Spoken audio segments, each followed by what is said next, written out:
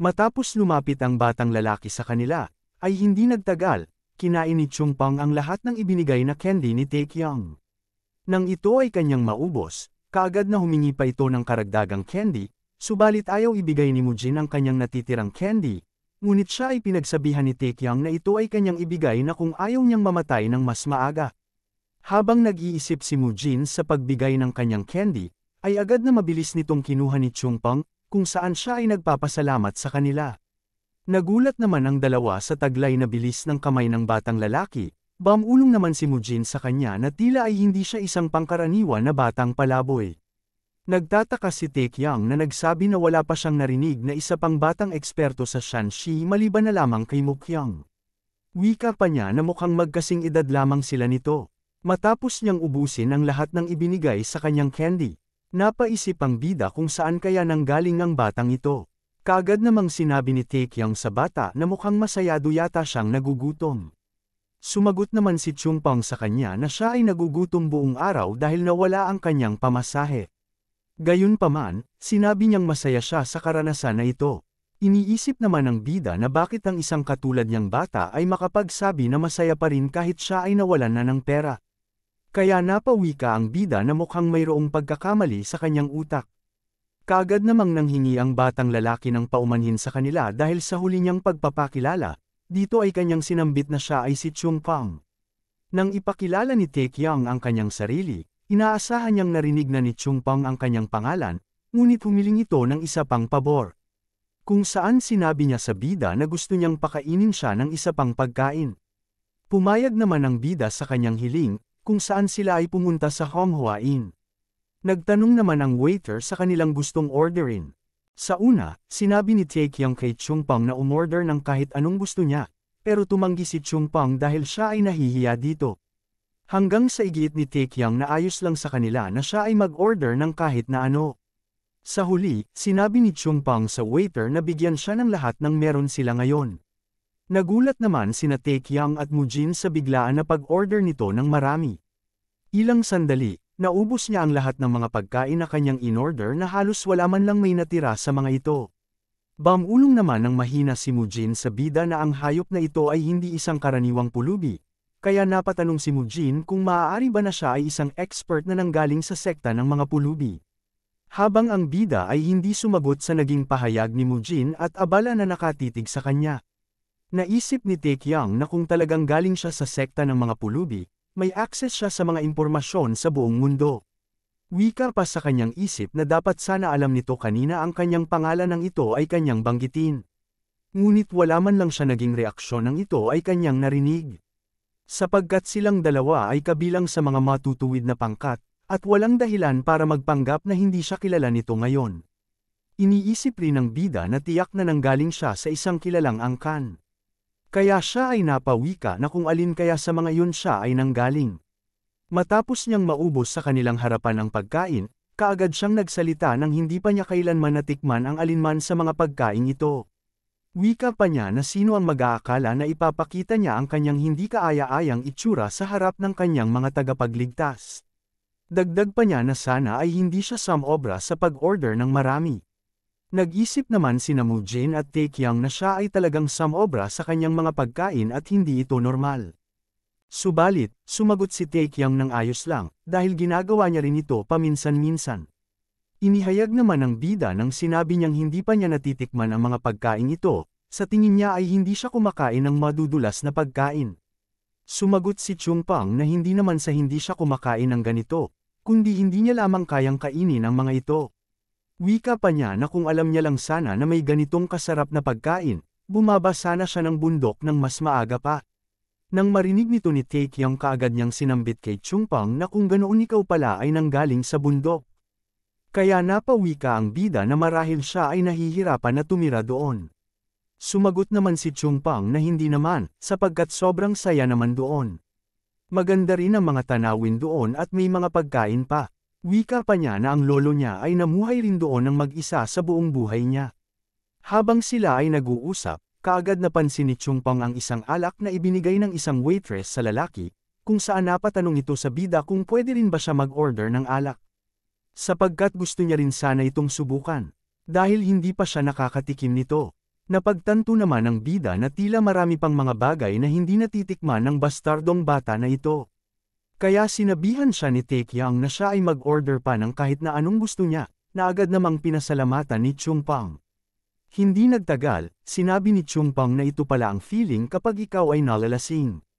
Kaagad namang nagtanong si Chungpang sa kanya kung ano nga uli ang kanilang pinag-uusapan kanina. Dito ay sinabi ni Taekyang na pinag-uusapan nila ang tungkol sa kanyang lolo kanina na siya ay naninirahan ng mag-isa sa bundok. Pagkatapos, ipinahayag ni Chungpang na siya ay tumira sa kanyang lolo mula nang siya ay 5 taong gulang pa lamang, kung saan sinabi nito na halos 15 taon na sila nakatira doon ngayon. Napasabi naman ng bida na medyo kay tagal rin sila pala nanirahan doon. Naisip ni Taekyang na ang isang tulad niyang bata ay dalubhasa sa pinakamataas na antas sa edad na 20 taon gulang pa lamang. At isang henyo na pwedeng may kukumpara o mas malakas pa kaysa kay Mukyang. Kaya napawika ang bida sa kanyang isip na lalo pa siyang nagiging interesado sa kanyang pagkakakilanlan. Kaya sa puntong yon, tinanong ni Taekyang kung saan naman ang lokasyon ng bundok na yon. Dahil kung talagang magandang lugar ito para tirahan. Gusto niya sanang bisitahin ito balang araw. Sumagot naman si Chungpang sa kanya na hindi niya pwede itong sabihin. Kaya nagtanong ang bida kung bakit hindi niya pwedeng sabihin ito sa kanya. Dito ay kanyang sinabi na ayaw ng kanyang lolo na ipagsabi ang kanilang tinitirhan. Sapagkat maraming kakaibang tao ang palaging dumarating para hanapin sila, kaya kailangan nilang lumipat ulit ng lugar ng 1 beses o 2 beses kada taon. Napaisip naman ng bida kung sino kaya ang mga tao na kanyang tinutukoy na naghahanap sa kanila. Kaya wika ni Taekyang na kung ito ba ay ang mga bandido. Dito ay kanyang isinalaysay sa bida nang siya ay 10 taong gulang, biglang dumating ang 12-dosenang tao sa isang araw at nagsabog ng kaguluhan. Naalala niya na sumigaw ang kanyang lolo sa kanila na umalis bago sunugin ang bundok. Ngunit sa kabutihang palad, dahil malawak ang bundok, sila ay nakaiwas sa kanila mula noon. Matapos nito, tinanong ni Mujin kung pwede ba nilang malaman kung bakit siya ngayon nandito. Sumagot si Chungpang na ito'y dahil sa 10 dragons at phoenixes. Nang marinig ito ng bida, kaagad niyang tinanong si Chungpang kung ano naman ang mga bagay na yon. Sumagot naman si Mujin kay Taekyang at sinabi na paano ang isang tulad niya ay hindi alam ang tungkol sa bagay na yon. Dito ay sinabi ni Mujin na ang pangalawang batang master na si Mukyang ay isa sa 10 dragons at phoenixes. Nang marinig ito ni Taekyang siya ay nabigla at hindi makapaniwala na isa pala sa mga iyon ang kanyang kapatid. Malakas naman na sinambit ni Mujin na ang 10 dragons at phoenix ay ang mga pinakamalakas na martial artist ng makatarungang pangkat, na siyang mangguna sa Murem sa hinaharap. Kinutya naman ni Mujin ang bida dahil sa pagiging walang alam nito sa mga ganoong bagay. Kaagad namang napalingon ang mga tao sa paligid, dahil sa maingay na pagsasalita ni Mujin. Ilang sandali, ginulpi nito si Mujin dahil sa kanyang pagiging maingay at makulit. Pagkatapos, kaagad niyang sinabihan si Chungpang na magpatuloy sa kanyang pagkwento. Habang napaisip ni Chungpang ang mga kilalang Murem warriors na tinatawag sa palayaw na 10 dragon at phoenix, siya ay napawika sa kanyang isip na siya ay naparito dahil gusto niyang malaman kung sino ang mas malakas sa pagitan niya at ng mga kilalang Murem warriors. Dito ay kanyang sinabi sa bida na gusto niya lamang ito sagutin ang tanong na iyon gamit ang sarili niyang lakas. Nagtataka si Taekyang na nag-isip na sa huli, bumaba siya mula sa bundok dahil sa kanyang mapagkumpetensyang espiritu. At bilang isang mandirigma, syempre nais niyang patunayan ang kanyang martial arts sa pamamagitan ng pagtalo sa mga malalakas. At tila mayroon din siyang kakayahan upang magawa yon. At mula sa wala, bigla na lamang may isang tao na tumawa sa itaas. Dahil dito, lumingon ang bida at si Mujin, kasama na rin si Chungpang, kung saan naagaw ang kanilang atensyon sa kanya. Dito ay sinabi ng lalaki na ang mga ignoranteng bastardo na tulad nila na hindi alam ang anuman tungkol sa martial arts ay sinabi ang ganoong bagay. Wika pa niya na sila ay nagsasalita ng mga kalokohan tungkol sa pagtalo sa 10 dragons at phoenixes. Kasabay nito, ang mga kasamahan niyang babae at lalaki sa itaas ay nagtatawanan rin sa pangkat nila Taekyang. Hindi pa sila nakontento ng oras na yon, at kinutya pa nila ng sobra ang bida. Ilang sandali, nagpahayag si Taekyang kung hindi pa ba sila tapos sa kanilang mga kagaguhan. Mariing sinambit naman ng lalaki sa bida na kung ano naman ngayon ang kanyang gagawin sa kanila. Wika pa niya na kung siya ba ay may problema dito. Sa isang galit at pagkainis na pagmumukha ni Taekyung, siya ay nagbabala sa lalaki at tinawag silang mga bastardong hangal, wika pa niya na kumukulo na ang kanyang dugo sa kanila. Ang 5 sekta ng Shanxi ay isang termino na tumutukoy sa 5 sekta na maaaring kumatawan sa maliliit at katamtamang laki ng mga asosasyon ng sekta na matatagpuan sa timog ng Shanxi. Hanggang sa kamakailan, ang Third Gate Sect at Demon Bow Sect ay kasama sa mga 5 sekta na iyon. Sila ay nawasak pagkatapos malaman na sila ay may kasabwat sa matanda sa labanan, at ang pinuno ng Star Cloud Escort Agency ang lumikha ng bagong 5 sekta ng Shanxi. At ang dahilan kung bakit ang Star Cloud Escort Agency na hindi isang sekta ng martial arts o isang natatanging grupo ng Murem Clan ay nakapagbigay ng malaking impluensya sa pagbuo ng 5 sekta ng Shanxi, ay dahil bumili sila ng higit sa 20 maliliit at katamtamang laki ng sekta mula sa mga lider ng sekta hanggang sa mga kilalang tao at kanilang mga anak, at pinuno sila ng alak at kayamanan mula umaga hanggang gabi. Dahil sa kakayahan nilang makalikha ng kita sa pamamagitan ng iba't ibang negosyo, ang malaking benepisyo na nakuha mula sa pag-akyat sa posisyon ng 5 sekta ng Shanxi ay mas malaki kaysa sa lahat ng kanilang pagkalugi. At ito ang dahilan kung bakit si Wu Jintei ang kahalili ng Star Cloud Escort Agency ay dahil sa mga rason na iyon. At ang iba pang mga anak mula sa Shanxi 5 sect ay nagtipon-tipon dito ngayong gabi ay dahil sa paparating na pagtitipon nila kasama ang Provincial Lord ng Shanxi bukas. Kaya bago mangyari ang mga kaguluhan nila sa mga pangkat nila Taekyung, siya ay nag-iisip na kahit mula sa imperial na pamilya ang Panginoon ng Shanxi, siya ay isa pa ring 10 taong gulang na bata lamang. Kaya siya ay napawika kung paano niya kaya kumbinsihin ang isang tulad niyang bata na sila ay kanyang tulungan. Subalit sa oras na yon ay bigla niya narinig na nag-uusap ang mga pangkat nila Taekyung tungkol sa 10 dragons at phoenixes, kung saan nauwi ito sa kanilang paghahamon dalawa ni Taekyung. Dito ay bumaba ang 5 mula sa itaas kasama ang iba pa niyang kasamahan. Kasabay nito, pinupunasan naman ni Mujin ang mukha ni Taekyung at sinasabi na mukhang natapunan ka yata ng mga laway sa iyong mukha. Habang napawika naman ang bida na medyo masakit ang kanyang leeg sa paglingon sa taas kanina. Wika pa ni Wu Jintei sa kanyang isip na sobrang halata na ang mga ignorante at mangmang na ito ay tila gustong magpanggap na sila ay mga malaking tao matapos banggitin ang mga makapangyarihan. Dapat sana ay mas maingat sila sa pagpili ng laban, hindi man lang nila alam kung sino kami. Nang magsimula ito magsalita ang nakapulang lalaki, ay bigla siyang inunahan ni Taekyung at tinanong kung siya ba ang pinuno. Nagtaka naman si Wu Jintei na nagtanong kung ano ang kanyang ibig sabihin sa siya ang pinuno. Dito ay sinabi ni Taekyung na siya ay nagtatanong sa kanya kung siya ba ang pinuno sa kanilang 5. Sa puntong yon, tinawanan lamang siya ng may pangutya ni Wu Jintei. Wika pa niya sa bida na siya ay magdahan-dahan sa kanyang pananalita, ngunit bago pa man niya ipakilala ang kanilang pagkakakilanlan, ay bigla na lamang sinambit ni Taekyung ang pangalan ng isang lalaki sa kanyang likuran na si Song Rayong.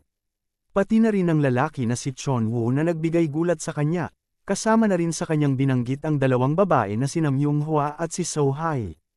At ang panghuli na pangalan na kanyang sinambit ay ang pinuno ng lahat na si Wu Jintei. Nang ito ay kanilang marinig kaagad silang nabigla kung bakit alam niya ang kanilang mga pangalan. Tinanong naman ni Taekyung kung bakit ganito ang kanyang reaksyon, wika pa ng bida kung gusto ba niya nabanggitin din ito ang kanyang panghuli na pangalan. Sinabi ni Taekyung na ito ay isang personal na kahilingan, pero sana huwag nila siyang tanungin kung paano niya nalaman ang lahat ng kanilang mga pangalan. Wika pa ng bida na siya ay pagod na sa pakikinig ng kanilang mga pangalan, kung saan nagbabala ito na sila ay kanyang patatamaan kung tatanungin pa siya nila ng mga ganoong bagay. Nang ito ay sumubok na magtanong sa bida, kaagad siyang mabilis na sinampal ni Taekyung. Kaya nagsalita ang bida kung siya ba ay bingi at hindi ba niya naintindihan ang kanyang mga sinabi. Sa puntong yon, nabigla naman si Wu Jintei sa kanyang hindi pag-aatubili na gawin ito sa kanya. Wika naman ng mga nakasaksi na sino ang mag-aakalang may maglalakas loob na saktan ang batang Panginoon ng Star Cloud Escort Agency. Wika pa ng iba na hindi man lang siya nag-iisip na gawin ito. Napansin naman ng matanda ang bida kung saan napasabi ito na parang pamilyar sa kanya ang bida. Kaya napaisip ito kung saan niya nga ba nakita ang taong ito. Mabilis namang kinuha nito ang kanyang sandata at tinutok nito sa bida at sinabi na paano ang isang tulad niya ay nang ahas na gawin ito. Kaagad niya naman sinugod ang bida upang ito ay kanyang patamaan, ngunit nagawa lamang nito na umilag ng mabilis. Kaya sa puntong yon, napaisip si Wu Jintei na paano ang isang tulad niyang tao ay hindi niya magawang talunin, sapagkat nagawa niya namang uminom ng iba't ibang elixir at nag-aaral ng mga unang klaseng martial arts mula sa kanyang pagkabata pati na rin sa suporta na binibigay sa kanya ng kanilang ahensya. Tinawanan lamang siya ng bida at sinabi kung ito ba ay kanyang nauunawaan na ngayon, dahil kahit pa ang kanyang gawin ay wala talaga siyang magagawa kontra sa kanya. Sa puntong yon, sumigaw si Wu Jintei sa ating bida at tinanong kung saang sekta siya nanggaling. Ilang sandali, napabuntong hininga ang bida, kung saan sinagot ito ng mga kalokohan na siya ay si Chon Jinban at nanggaling sa sekta ng Dodem. Nang ito ay kanilang marinig, nagtaka naman sila na napaisip kung anong klaseng sekta ang Dodem na kanyang sinambit.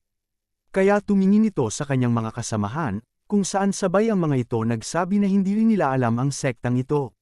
Matapos nito, napawika si Wu Jintei sa kanyang sarili na sa kanyang pagkakaalam, walang sekta na may ganong pangalan sa Shanxi. At wika pa niya na kung naabot na niya ang antas na yun sa kanyang edad, tiyak na disipulo siya ng isang kilalang sekta. Pagkatapos, siya ay napaisip kung ang lalaki na sa kanyang harapan ngayon ay nagmumula sa lalawigan ng Shanxi o Henan. Tinawag naman ni Mujin ang pansin ni Tae Kyung at tinanong kung ano ang sekta ng Dodem, kung ito ba ay totoo o gawa-gawa niya lang. Nagtatawa namang sumagot ang bida at sinambit na ang mga kasinungalingan ay maaaring maging katotohanan kung gagawin mong mukhang kapanipaniwala ang mga ito. Tumawang sagot naman ni Mujin na napakaliwanag ng kanyang mga salita. At ito ay kanyang tatandaan sa kanyang puso. Napahanga naman si Chung Pang sa ginawang kalokohan na kwento ng bida. Samantala si Wu Jintei ay naiinis na sa galit sa kanya. Habang siya ay minamasahe ni Mujin, ay kaagad naman siyang tinawag na hampas lupa ni Wu Jintei, kung saan sinasabihan nito ang bida na ihayag nito ang kanyang pagkakakilanlan. Nagtanong naman ang bida kung bakit niya naman sasabihin ang kanyang pagkatao sa kanya. Wika pa ng bida na kung ito ba ay kanyang gagawing batayan kung siya ba ay lalaban. O alipustahanin kung malaman niyang mahina siya, o tatakbo siya na parang duwag kung malalaman niyang mas mataas ang ranggo ng bida kaysa sa kanya. Tinawag naman ni Tae Kyung na siya ay isang hangal upang magtanong ng ganitong uri sa kanya. Sinabi rin ng bida na kung gusto nito malaman ang kanyang sagot, ay dapat niyang humingi muna ng tawad sa kanya. Sa kanyang galit, mariing sinabi ng lalaki na siya ay hindi manghihingi ng paumanhin sa kanya. Hindi niya man alam kung saan nanggaling ang tulad niyang bastardo, pero siya ay nagkakamali ng kinalaban na tao. Wika pa niya na kung paano siya naglakas ng loob na gawin ito sa kanila dito mismo sa Shanxi. Nagpahayag naman ang bida sa kanya na kung ayaw ba talaga niyang humingi ng pasensya sa kanya, dahil ito na ang kanyang magiging huling babala para sa kanya.